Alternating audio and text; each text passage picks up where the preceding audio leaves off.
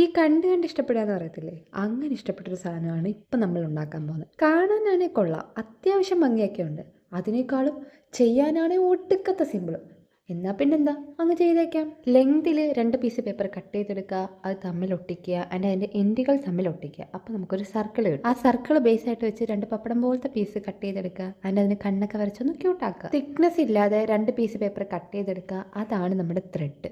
ആ ത്രെഡ് ഇതുപോലൊരു ഹോളിട്ട് നമ്മുടെ സർക്കിളിലേക്ക് അറ്റാച്ച് ചെയ്ത് കൊടുക്കുക. അതിനുശേഷം ഇതുപോലൊരു സ്ക്വയർ പേപ്പർ എടുക്കുക, കട്ട് ചെയ്ത് കൊടുക്കുക. മുകളിൽ ചെറിയൊരു ഗ്യാപ്പ് ഇട്ടിട്ട് വേണം കട്ട് ചെയ്ത് കൊടുക്കാൻ. അതിൻ്റെ ആ ഗ്യാപ്പ് ഇട്ട ഭാഗത്ത് ഇതുപോലെ പശ തേച്ച് നമ്മൾ ആ ത്രെഡ് ആക്കിയില്ലേ, അതിലൊരെണ്ണം എടുത്ത് ഇതുപോലെ അത് ചുറ്റി കൊടുക്കുക.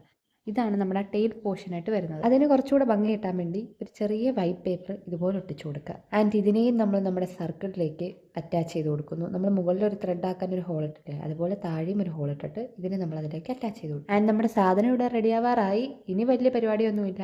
ആ സർക്കിൾ പോർഷനിലോട്ട് കുറച്ച് പശ തേച്ച് കൊടുക്കുക.